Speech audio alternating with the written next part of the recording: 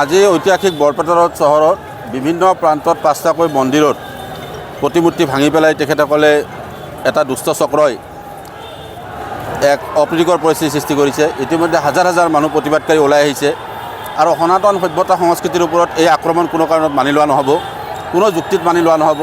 মই এই খেজেগতে সমগ্ৰ বৰপেটা ৰোডবাসী ৰাইজলৈ মোৰ বিনম্ৰ আহ্বান। ইতিমধ্যে মাননীয় বৰপেটা জিলাৰ আৰক্ষী অধীক্ষক সুশান্ত বিশ্ব শৰ্মা ডাঙৰীয়াৰ নেতৃত্বত ব্যাপক অভিযান চলিছে। ইয়াত কোন চক্ৰ জড়িত আছে, ইয়াত জোৰ তদন্ত ইতিমধ্যে আৰক্ষীয়ে আৰম্ভ কৰা বুলি কৈছে। আৰক্ষীৰ ফালৰ পৰা, অসম আৰক্ষীৰ ফালৰ পৰা তেখেতসকলে অলপ সময় বিচাৰিছে।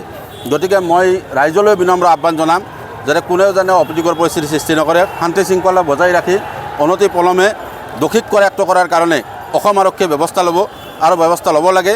আৰু এয়া বৰপেটা ৰোডবাসী ৰাইজৰ দাবী, কাৰণ হিন্দু সনাতন সংস্কৃতিৰ ওপৰত আক্ৰমণ, এই পৰিকল্পিত আক্ৰমণ কোনে কৰিছে ইয়াৰ ওপৰত বিচাৰ হ'ব লাগিব আৰু ইয়াৰ কালপিত এটা এটাকৈ গ্ৰেপ্তাৰ হ'ব লাগিব। কাৰণ আইন আমি হাতত তুলি নলওঁ ৰাইজে, আমি আইন হাতত তুলি লোৱাৰ প্ৰশ্ন নাহে, কিন্তু এই কাৰ্যৰ লগত সনাতন সভ্যতা সংস্কৃতিৰ ওপৰত এই যে পৰিকল্পিত আক্ৰমণ, এই আক্ৰমণৰ ওপৰত কঠোৰ কাৰ্যব্যৱস্থা গ্ৰহণ কৰাৰ কাৰণে ৰাজ্যৰ মাননীয় মুখ্যমন্ত্ৰী মহোদয়ক আমি আহ্বান জনাইছোঁ, সন্মানীয় DGP মহোদয়ক আহ্বান জনাইছোঁ, আমাৰ বৰপেটা আৰক্ষী অধীক্ষক মহোদয়ক আহ্বান জনাইছোঁ আৰু আমি আশ্বস্ত হৈছোঁ।